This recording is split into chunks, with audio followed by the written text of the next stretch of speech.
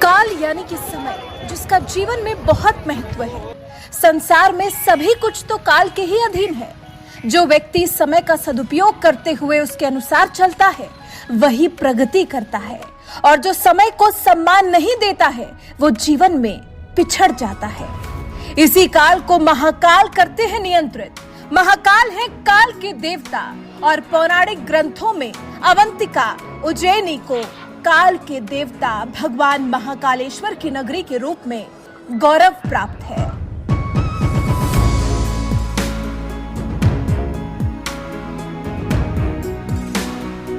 द्वादश ज्योतिर्लिंगों में गिने जाने वाले भगवान महाकालेश्वर को शास्त्रों में मृत्युलोक का अधिपति कहा गया है।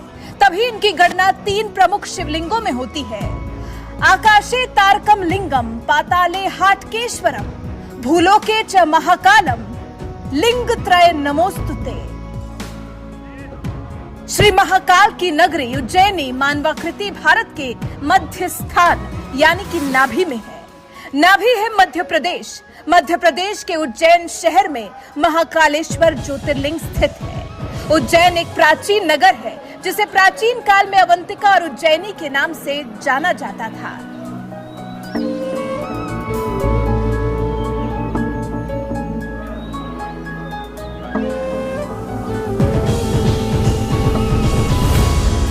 इस नगर का प्राचीन ग्रंथों में भी उल्लेख मिलता है। यह नगर क्षिप्रा नदी के तट पर बसा है। दक्षिण मुखी विराजमान उज्जैन के इस महाकालेश्वर मंदिर को प्राचीन माना जाता है। शिव पुराण के इस मंदिर की स्थापना द्वापर युग में हुई थी। इस मंदिर की विशेष बात यह है कि यहाँ भगवान शिव महाकाल के रूप में दक्षिण मुखी होकर विराजमान है। मंदिर के शिखर के ठीक ऊपर से कर्क रेखा गुजरती है, इसलिए इसे पृथ्वी का नाभि स्थल कहा जाता है।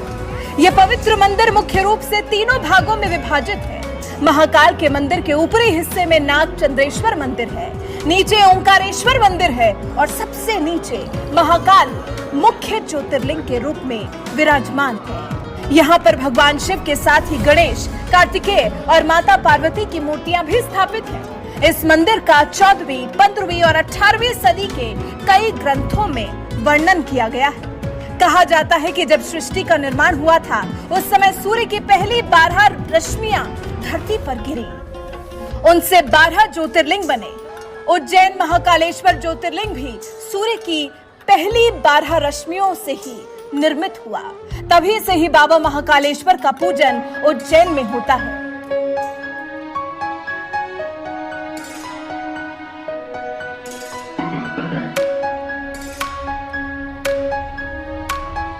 उज्जैन की पूरी भूमि को असर भूमि कहा जाता है, यानी शमशान की भूमि।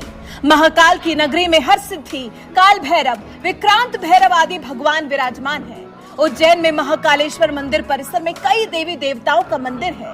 मंदिर में एक प्राचीन काल का कुंड भी है। यहाँ स्नान करने से पवित्र होने और पाप और संकट नाश होने के बारे में कहा जाता है।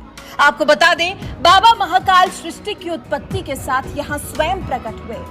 आज भी उज्जैन के राजा महाकाल ही है। बाबा महाकाल के बारे में एक कथा प्रचलित है, जो आज भी सत्य है। पहले किसी भी राजा को महाराजा महाकाल की नगरी उज्जैन में ठहरने की इजाजत नहीं थी। ऐसा इसलिए था क्योंकि कहा जाता है कि कोई राजा यहाँ रात गुजार लेता है तो उसे अपनी सल्तनत गंवानी पड़ती है। ऐसी मान्यता है कि विक्रमादित्य के शासन के बाद कोई भी राजा रात में वहां रुक नहीं पाता।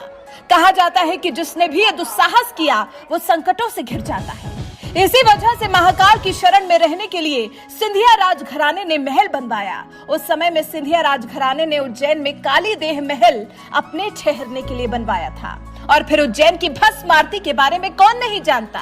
भस्म आरती से ही महाकाल को मंदिर में सुबह के समय जगाया जाता है। इसके बाद उनका मनमोहक श्रृंगार किया जाता है। आरती में जिस भस्म का प्रयोग किया जाता है उसे शमशान से मंगाया जाता है।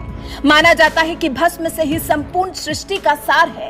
एक दिन पूरी सृष्टि ही इसी राख में पूर्ण रूप से परिवर्तित हो जानी है। सृष्टि के सार भस्म को इसलिए भगवान शिव सदैव धारण किए रहते हैं। इसका अर्थ यह है कि एक दिन ये संपूर्ण सृष्टि शिव जी में विलीन हो जानी है। ऐसी मान्यता है कि शिवजी को अर्पित की गई भस्म से तिलक लगाना चाहिए। जिस प्रकार भस्म से कई प्रकार की वस्तुएं शुद्ध हो जाती हैं, उसी तरह से भगवान शिव को अर्पित की गई भस्म का तिलक लगाने से अक्षय पुण्य की प्राप्ति होती है। साथ ही कई जन्मों के पापों से भी मुक्ति मिलती है। महाकाल की पूजा में भस्म का विशेष महत्व है और यही इनका सबसे प्रमुख प्रसाद है। ऐसी धारणा है कि शिव के ऊपर चढ़े हुए भस्म का प्रसाद ग्रहण करने मात्र से रोग दोष से मुक्ति मिलती है।